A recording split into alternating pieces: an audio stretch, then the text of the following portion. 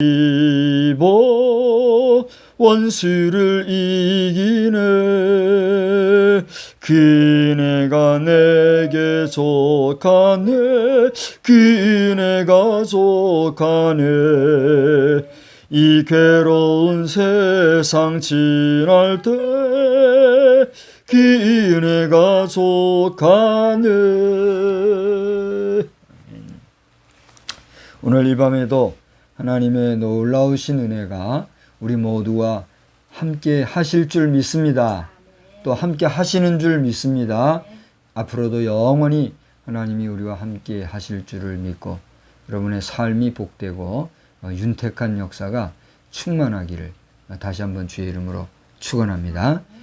오늘은 우리 신소골 목사님이라고 하는 한때 코미디언으로 활동을 하시다가 은혜 받고 목회자가 되신 분의 별세 소식을 듣고 또 관계자들이 많이 슬퍼하고 또 한편으로는 감사해하는 그런 주일 오후를 보낸 것 같아요. 우리가 예배 드리던 시간 10시 30 몇 분경에 이분이 운명하셨다고 그래요.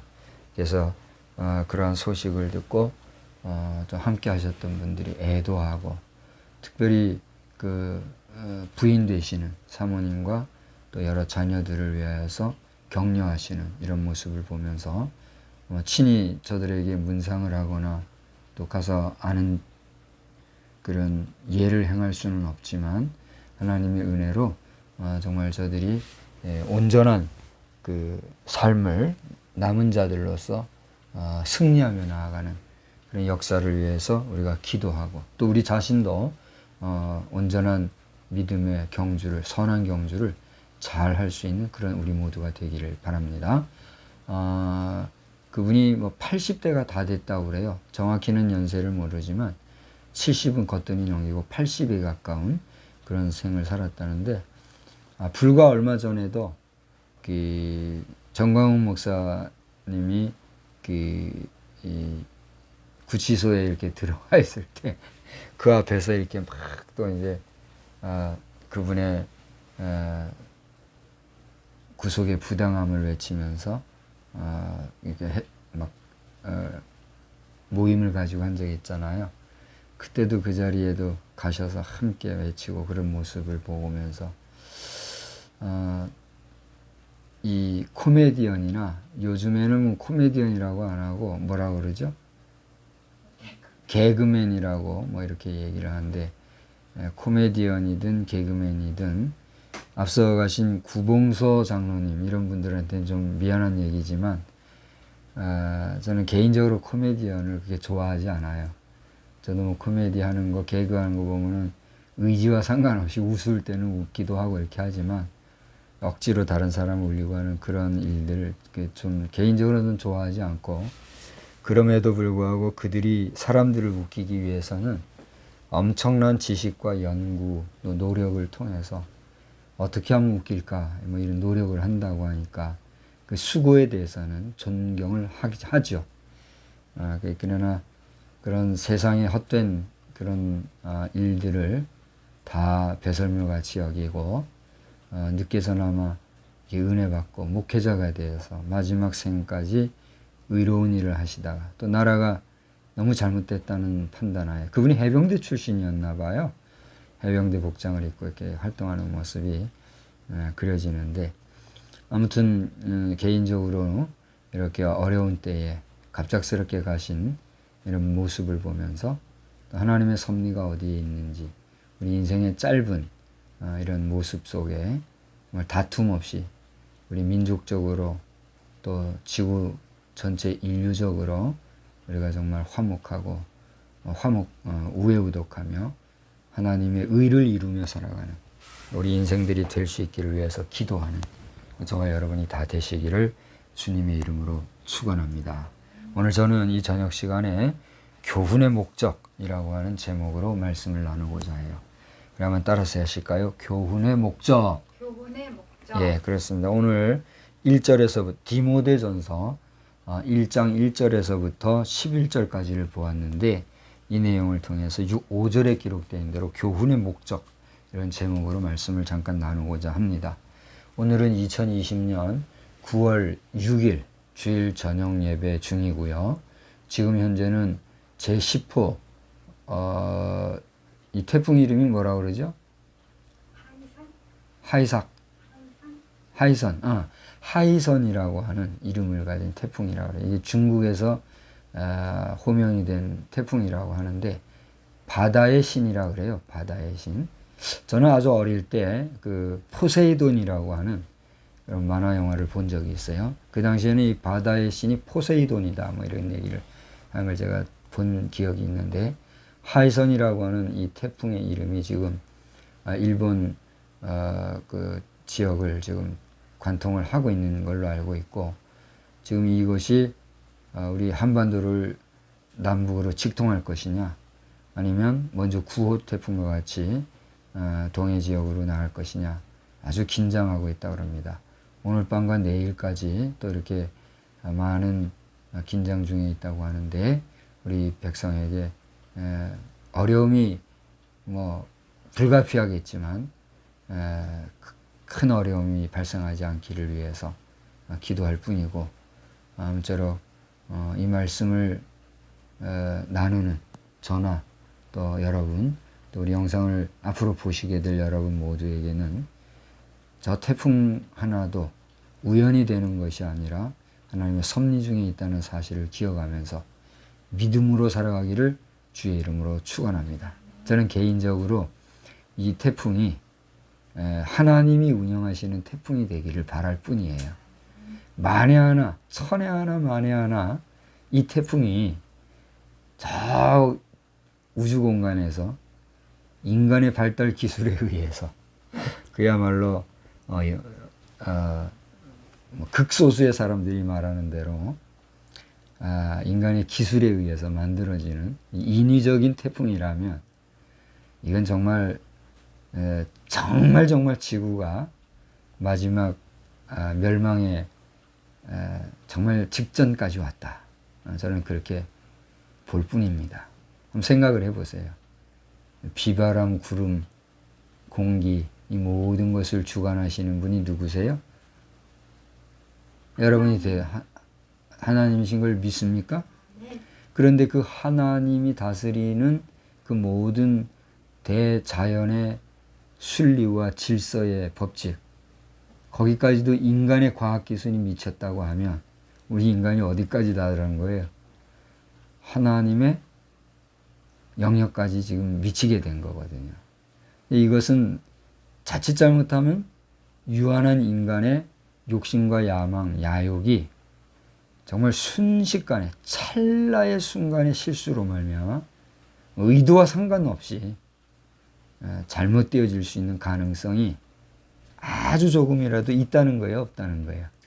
있다는 전제가 되기 때문에 저는 개인적으로 정말 이 불어오는 태풍이 자연풍이기만을 차라리 기대하는 그런 입장이다 하는 사실을 여러분께 말씀을 드리면서 오늘 저는 이 디모데전서 1장 말씀을 정말 사모하는 마음으로 여러분과 함께 보기를 원하는데 바울 사도는 우선 1절에서 자신이 디모데에게 이 서신을 쓰게 된 배경을 얘기하고 있습니다. 그것은 첫째로 우리의 구주 하나님을 호칭하면서 그 하나님을 우리의 소망이신 그리스도의 예수의 명령을 따라 사도된 바울 자신이다. 이렇게 얘기하고 있는 모습을 보게 됩니다.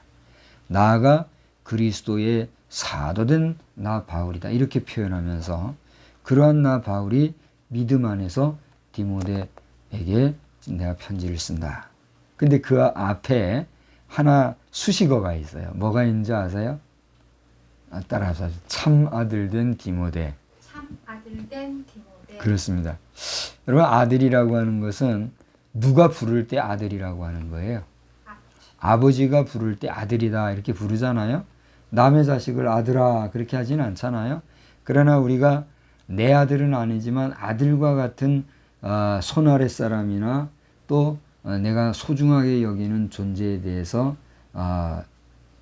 묵시적으로 또 어떤 면에서는 은유적으로 아들아 이렇게 할 때가 있어요, 없어요? 있잖아요. 그런 면에서 바울 사도도 디모데를 믿음 안에서 참 아들 된 디모데다 이렇게 표현하고 있는 모습을 보게 됩니다. 여기서 저는 두 가지 교훈을 여러분과 나누고 싶은데, 그것은 첫째로 뭐냐면, 내가 나를 표현할 때 하나님을 내가 믿는데 그 하나님을 우리의 구주이신 하나님이다.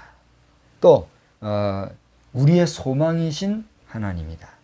이렇게 표현할 수 있는 일상의 삶이 우리에게 있어야 되겠다 하는 사실입니다. 자, 하나님은 분명 나의 하나님입니다. 아멘. 또 하나님은 분명 여러분, 당신의 하나님이십니다. 아멘.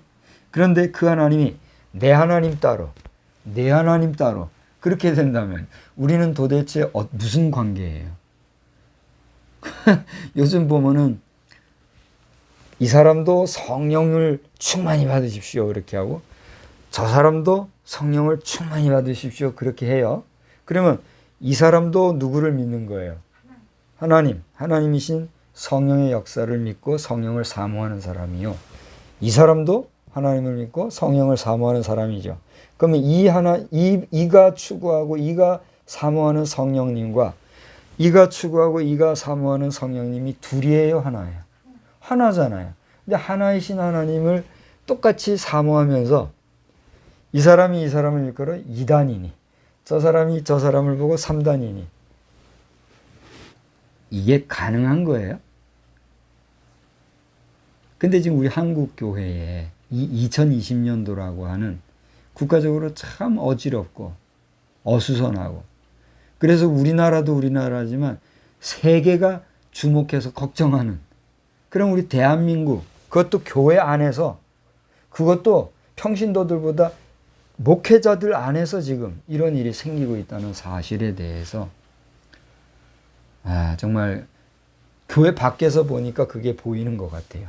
내가 교회 안에서 지금 바쁘게 일상에 바쁘게 또 교역자들과 막 한 무리가 돼서 생활한다면 이게 보일까요? 안 보일까요? 아마 안 보일 거예요. 근데 하나님의 은혜라고 저는 확신하는데, 교회 바깥에서 공교회의 사역을 잠깐 내려놓고 무임 사역자 입장에서 교회를 들여다보니까 그게 보이는데 너무 가슴 아파요. 너무 가슴 아파요. 우리 기독교 대한성결교회 지형은 부총회장님 목사님, 또 예수교 대한성결교회 최종인 목사님, 제가 두 분을 진심으로 존경하고, 또 최 목사님 경우에는 40년 지기로 또 제가 정말 귀하게 모시고 있는 분인데, 오늘 현실의 문제 앞에서 정말 한 분은 2단 사이비대책위원으로, 한 분은 부총회장으로서 지금 이 전광훈 목사라고 하는 한 분을 놓고 2단 논쟁을 하셔야 될 수밖에 없는 이런 현실 속에서 여러분이 정말 하나님 앞에서 신중하고도 결단력 있게 나라를 생각하면서 나아갈 수 있는 그런 역사를 저는 기도드릴 뿐입니다. 우리가 의견은 다를 수 있고 생각은 다를 수 있으나 한 하나님을 믿고 살아가는 한 형제요, 자녀요, 또 동역자로서 정말 이 국가적으로 어려운 때에 에너지를 허비하고 또 우리의 힘을 스스로가 빼는, 피아를 구별 못하는 이런 일이 없게 되기를 주의 이름으로 정말 정말 간절히 부탁을 드리고 또한 축복을 드립니다. 나아가 정광훈 목사님께서도 지금 많이 자중하고 계실 줄 아는데,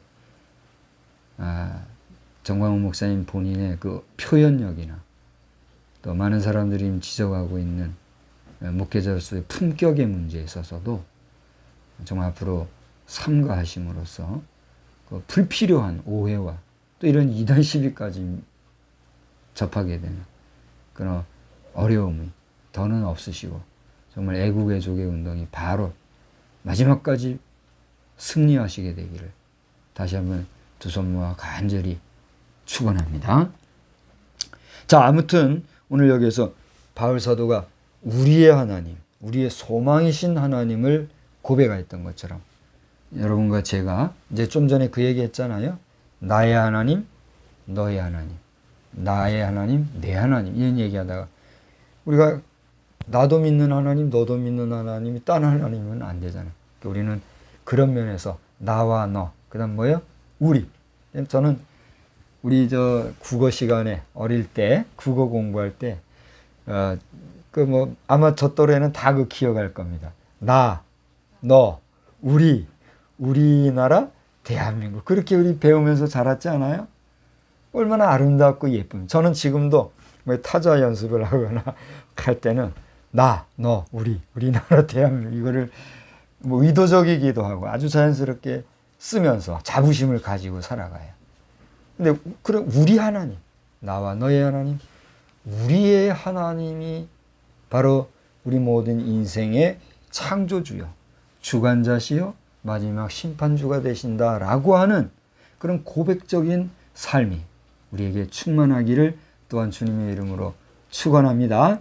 이러한 교훈을 오늘 디모데전서 1장 본문에서 찾으면서 두 번째로 우리가 찾을 교훈은 뭐냐 하면 따라서 합시다. 다른 교훈을 말하지 말라. 다른 교훈을 예, 그렇습니다. 오늘 3절과 4절에 보면 바울 사도께서 이 디모데를 에베소 교회에 남겨놓게 된 배경, 이유가 뭔가를 설명을 하고 있어요.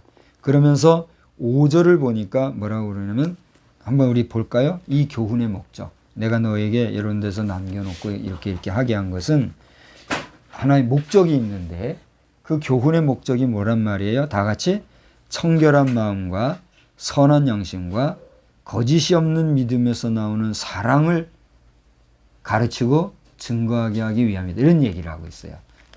예. 다시 말하면 바울 사도의 이 디모데를 통해서 에베소 지역의 교회들을 잘 치리하는 그런 목회적인 목적과 의의를 뭐라고 설명하고 있느냐 하면 바로 이 청결한 마음으로 선한 양심으로 거짓 없는 믿음에서 나오는 사랑, 이것을 제대로 가르쳐 주고 제대로 교훈하고 제대로 치리하기 위하여 나는 지금 여러 가지 형편상 머물러서 사역할 수는 없고 또 하나님의 은혜로 여러 지역을 다녀야만 하는 그런 그 사명을 가지고 있기 때문에 나는 직접 머물지 못하지만 나를 대신하여서 내가 위임해주는 위임으로 내가 하는 것처럼 누가 하라는 거예요? 디모데 너가 그 일을 감당하라 하는 이런 얘기란 말이에요. 그래서 그 교훈의 내용은 바로 지금 얘기했던 것처럼 청결한 마음으로 해야 된다.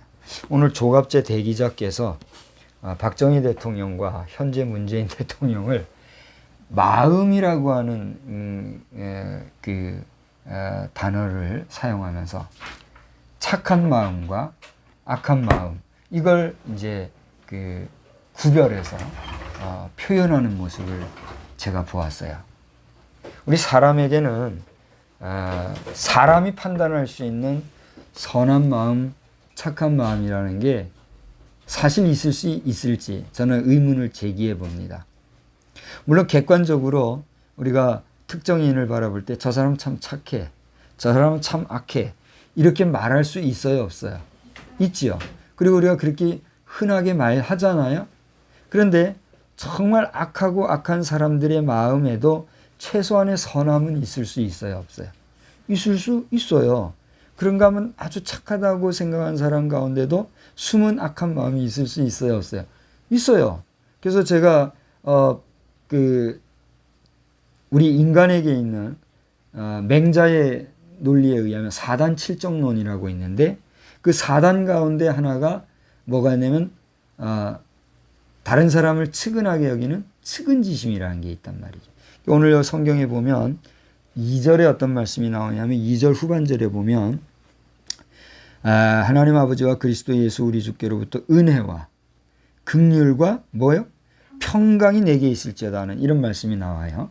은혜와 평강은 이제 차치하고라도 긍휼이 너에게 있기를 원한다 이런 얘기를 했어요. 이 긍휼이라는 게 뭐예요? 불쌍히 측은히 여기는 마음이라는 거거든요. 출애굽기 2장에 보면은 어떤 장면이 나오냐면 어린 모세가 이 광주리에 이렇게 쌓여가지고 강물에 나일강이라고 얘기하는데 띄워져 가지고 둥둥 떠내려가는데 누구에게까지 이른지 아세요? 당시에 애굽 왕의 이름이 당시 애굽 바로 왕의 공주가 목욕하는 그곳으로 떠내려갔단 말이에요. 근데 그것까지도 뭐 그렇다고 하십시다. 요는 그 공주가 아기의 구유를 뚜껑을 열어보니까 아기가 빵긋빵긋 웃는 모습을 봤겠죠.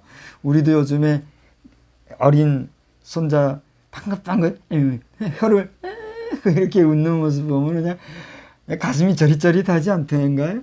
그러면서 막 미소가 지어지고 막 마음이 환해지는 걸 느끼잖아요. 그 공주가 그 아기를 모습을 봤을 때 선한 마음이 든 거예요. 그 아기를 볼 때 측은지심이 들은 거예요. 측은히 여기고 불쌍히 여기는 마음이. 만약에 그 바로의 딸의 마음에 완악함이 있어가지고 그걸 보고도 그런 가련히 불쌍히 여기는 긍휼히 여기는 측은지심이 없었다면 모세의 운명이 어떻게 됐을까요? 는 우리가 장담을 못하는 거죠. 물론 이 모든 것이 다 하나님의 대섭리와 역사 가운데 일어났겠지만 바로의 딸 그 공주의 마음이 어린 아기를 봤을 때 긍휼히 여기는 측은지심이 생겼기 까닭에 그 다음에 역사가 이렇게 쭉 전개되었잖아요. 오늘 여기 디모데전서 1장 2절에 하나님 아버지 안에서 은혜와 긍휼과 평강이 내게 있기를 바란다는 말은 뭐냐면 우리가 흔히 말하는 은혜와 평강 쉽게 이제 얘기하죠. 긍휼이 너에게 있기를 원한다는 말은 네가 목회 사역을 할 때 너도 잘 못할 수 있는 게 있다 없다는 거야. 있어요. 그러니까 그런 때일도 하나님께서 너를 긍휼히 여겨주시기를 내가 바란다. 이런 내용이란 말이야. 그러니까 우리 성도들의 마음속에 우리 목회자들 마음속에 우리 믿는 사람들의 마음속에 이 세상을 향하여서 죽어가는 영혼들 위해서 믿지 못하는 영혼 위해서 멸망하는 심령들을 바라보면서 긍휼히 여기는 마음이 없으면 사랑을 실천할 수 있을까요? 없을까요? 없는 거예요. 그걸 우리가 알아야 합니다.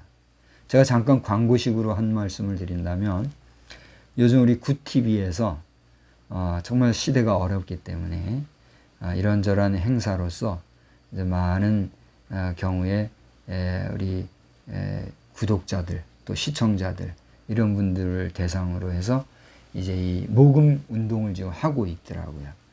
여러분 굿TV를 한번 찾아주셔서 여러분이 십시일반 헌금도 하시고 또 함께 동참하면 참 좋겠어요. 저도 그것을 보면서 긍휼지심을 가지고 동참을 하고 싶지만 이제 제가 목적한 바가 있기 때문에 그 목적한 바를 이루기까지는 제가 모든 것을 삼가하는 가운데 있음을 양해를 구합니다. 어쨌거나 이런 내용을 여러분 앞에 소개를 하면서 그런 모금 운동도 다 뭐가 있기 때문이에요. 긍휼히 여기는 마음이 있기 때문에 하는 거거든요. 이런 측은지심이 우리 사단 칠정론에서 철학적으로 또 조선시대에 이렇게 있었잖아요. 근데 지금 보면 오늘 2020년도 현대 사회 속에서 보면은 조선시대만 못한 그런 일들이 지금 펼쳐져 가고 있는 건 아닌가. 이런 모습을 볼 때가 있어요. 그래도 우리 백성들의 마음속에는 다른 사람을 불쌍히 여기는 그 마음이 있어요, 없어요? 있으니까 좀 아까 같이 그런 캠페인도 하고 또 모금 운동도 하고 그렇게 하는 거 아닙니까? 근데 중요한 거는 그렇게 십시일반 모아가지고 어디다 써요? 지들 똥구녕에나 쳐다 넣고 죄송합니다. 말을 좀 심하게 말해서 그래 아주 정말 그냥 한번 말합시다. 저주받을 수밖에 없는 인생들 말이죠. 심판받아 마땅하고 채찍질해서 마땅하고 때려치리해서 마땅한 모진 인생들이 우리 주변에 있어요 없어요? 있다는 게 문제란 말이에요. 근데 그들에 의해서 감히 말이죠. 감히 나라의 정치를 운운하고 국가기관의 질서를 무너뜨리는 이런 사람을 또 비호하고 두둔하는 일들이 있는 이 우리 통탄할 수밖에 없는 대한민국 현실 앞에서 목회자들이 정신을 차리고 잘잘못을 제대로 따져서 말해야 되는데 그 말해야 될 때는 말 못하고 앞장서서 말하는 사람을 2단 3단 시비 걸자면 그 말하는 사람 자체는 이단적인 요소가 없겠어요? 오늘 이 설교하는 나에게는 이단적인 요소가 없겠어요? 너나 할 것 없이 우리 모두에게는 하나님이 보실 때 다 이단적인 요소가 있다 없다? 있다가 정답이라고 저는 봐요. 그러나 하나님께서 긍휼히 여기셔서 우리를 오늘도 순간순간 성령으로 도우시는 거 아닙니까? 나중 믿은 자들이나 먼저 믿은 자들이나 은혜로 구원받고 은혜로 우리가 하나님의 일을 하면 먼저 와서 일하는 자나 나중 와서 일하는 자나 주님이 주시겠다 하는 그 싹스를 받아서 감사함으로 마무리해야 될 텐데 뭐 더 달라 왜 나중 온 사람 많이 주나 그렇게 시비할 필요가 있어요 없어요? 없다는 걸 우리가 알아야 돼요. 제가 드리는 이 말씀을 깨닫겠어요? 그런 면에서 다시 한번 오늘 우리는 우리 마음속에 긍휼히 여기는 그런 마음의 은혜가 소멸되지 않기를 주의 이름으로 축원합니다. 자, 두 번째 교훈의 말씀을 우리가 생각을 했고 마지막 세 번째로 하나 더 생각을 하고자 합니다. 그것은 뭐냐면 우리 7절 8절 다 같이 한번 읽어봅시다. 7절 8절 다 같이 율법의 선생이 되려 하나 자기가 말하려 하는 것이나 자기가 확정하는 것도 깨달지 못하는도다. 그러나 율법은 사람이 그것을 적법하게만 쓰면 선한 것임을 우리는 아노라.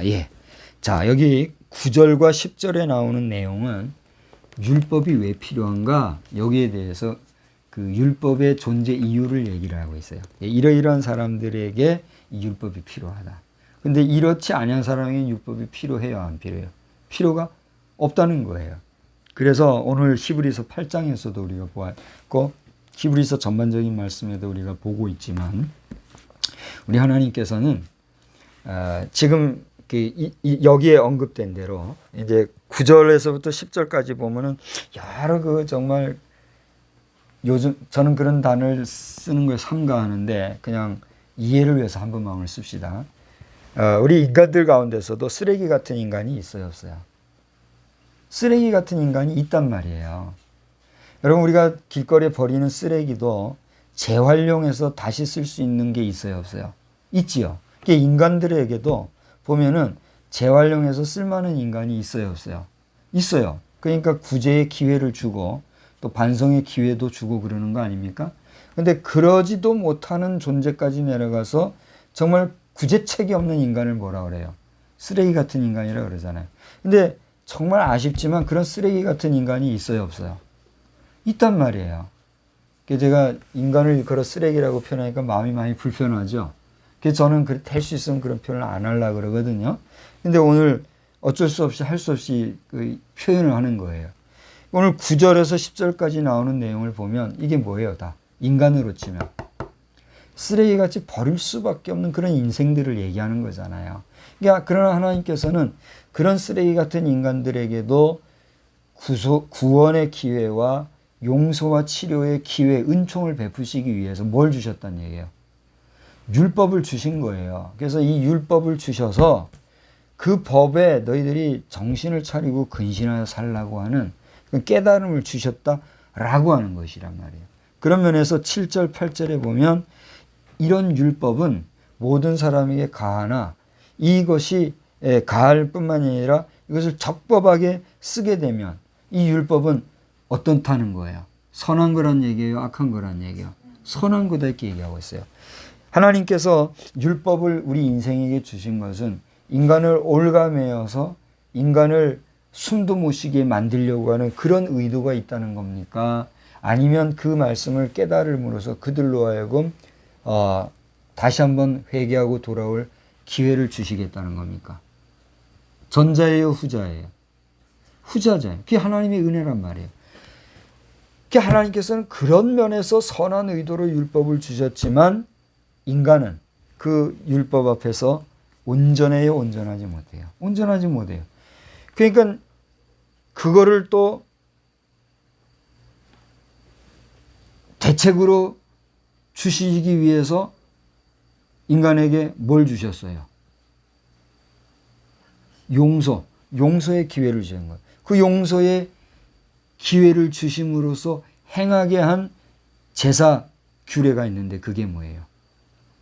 희생제, 화목제, 또 속건제, 속죄제 하면서 여러 가지 종류의 하나님 앞에 드릴 제사를 주셔서 그 제사를 통해서 누가 정작 지은 죄를 대신해요?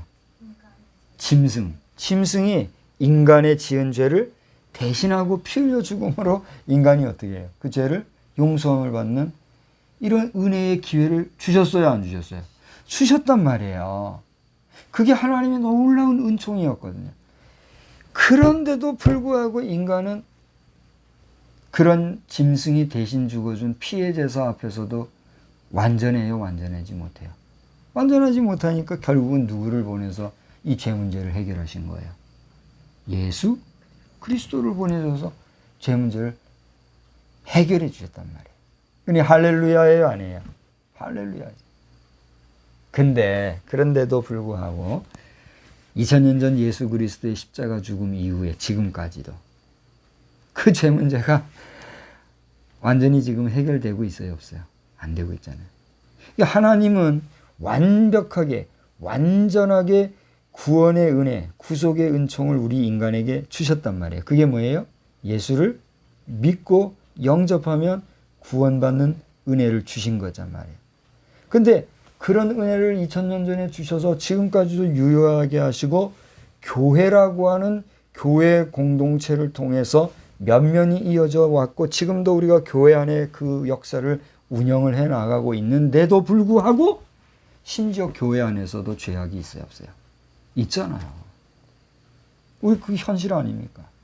그래서 제가 이번 코비드-19의 상황을 보면서 참 많은 그 성찰과 또 깨달음과 교훈을 지금 받고 하나님의 은혜에 정말 감사하고 있는데 사실상 우리가 교회 안에 청결을 위해서 평소에 우리가 각 어느 교회 할 것 없이 어느 교회든지 교회가 청결하게 하기 위해서 애를 써왔어요, 안 써왔어요? 써왔잖아요. 매주 보면은 번차로 여전도에서 하든 남전도에서 하든 청년에서 하든 어떤 인데는 학생들이 하든 매 주일마다 한 번씩은 청소해야 안 해요? 하잖아요. 증이 안 되면 누가 나서세요? 목회자들이 할 수 없이 청소할 사람에서 목회자들도 와서 청소하고 매주 그게 청소하고 예배드리고 이렇게 해왔잖아요. 그렇게 해왔음에도 불구하고 교회 안에 방역이라느니 무슨 또 다른 뭐가 있죠? 소독이라느니 이런 면에서는 요즘같이 이렇게 살뜰하게 그렇게 해왔어요, 안 해왔어요? 사실상 그렇게 안 해왔잖아요. 그래서 저는 요즘에 긍정적인 면에서 코비드-19 덕분에 우리 모든 교회들이 그냥 일반 청소만이 아니라 정말 근본적인 소독과 방역을 할 수 있는 그런 이 각성을 할 수 있는 그런 기회를 하나님이 주신 건 아닌가. 이런 생각이 다 들 정도였어요. 그래서 너희들이 나 앞에 예배드린다 하면서 곳곳 구석구석 너희들 청소 하나도 할 줄 모르는 이놈들 청소 좀 하고 살아라. 그러는 하나님의 어떤 아버지의 마음 이게 느껴질 정도더라고요. 이거 생각하면 감사한 것도 있어요, 없어요? 있단 말이에요. 근데 좀 그런 긍정적인 면에서가 아니라 어떤 정치적 목적이나 어떤 야욕을 펼치기 위한 수단으로서 하나님 앞에 예배드리는 교회 예배를 삼가시키려고 한다라고 하면 천에 하나 만에 하나 그런 의도가 있다라고 하면 오늘 서두에서 말씀드렸다시피 의인도 그렇게 하나님께서 불러가시는데 악인이야 두말해서 뭐 하겠습니까? 어떤 방법으로 불러가실지 모르는 거죠. 모든 생명이 누구에게 있어요?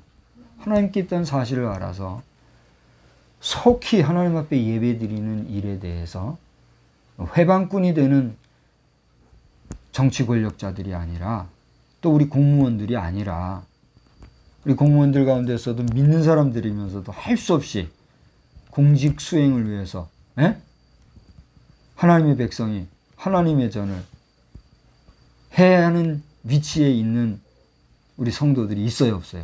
있을 거란 말이에요. 얼마나 가슴이 아프고 마음이 아픈지. 아마 본인들도 괴로울 거예요, 아마. 빨리 하루속히 이런 엉터리 같은, 그리고 정말 이 처절한 정치 국면, 특별히 코비드-19 전국이 안정화를 되찾고, 뭐 이제 추석도 한 달이 안 남았잖아요. 민족의 명절이라고 하는 이 추석 한가위 전에는 이것이 좀 깨끗이 완화가 되어서 우리 백성들이 좀 웃으면서 명절을 맞이할 수 있는 복된 기회가 되기를 바랍니다. 또 명절이라 해서 조상신이나 숭배하고 하나님 모르고 또 조상은 또 어디로 가고 말이죠. 또 가족은 어디로 가고 말이죠. 자기들끼리 몰려다니면서 황금 연휴 했으면서 돌아다니고 하는 이런 정말 패역한 일이 없게 되기를, 추석 한가위에 온전한 그 정신을 우리 민족적으로 다시 한번 되찾는 복된 역사가 있기를 또한 주의 이름으로 간절히 소망합니다. 여러분들도 그렇게 기도하시겠습니까? 오늘 이 목사가 설교하면서 허튼 소리라고 생각하면 여러분들이 이 영상 남길 때 댓글로 쓰세요. 남겨보세요. 그러나 바른 말이고 부족하지만 하나님께서 종을 통해서, 종의 입술을 통해서 이러한 말씀을 개헌할 때에 맞다고 생각이 된다면 정말 우리나라가 국가적으로나 또 교회적으로나 정치적으로나 사회적으로 청결하고 또 성결한 우리 대한민국이 되기를 우리 주님의 이름으로 간절히 축원합니다. 그래서 이 세 가지 교훈을 생각을 했는데 여러분들이 마음에 잘 새기면서 또 이번 한 주간도 승리하시고 또 이번 주간에 어떤 일이 있든지 간에 기왕이면 한 주가 마무리될 쯤에 좋은 소식을 만나 하나님께 감사하는 그런 복된 한 주가 되시기를 우리 주님의 이름으로 간절히 축원합니다. 우리 다 같이 기도하겠습니다.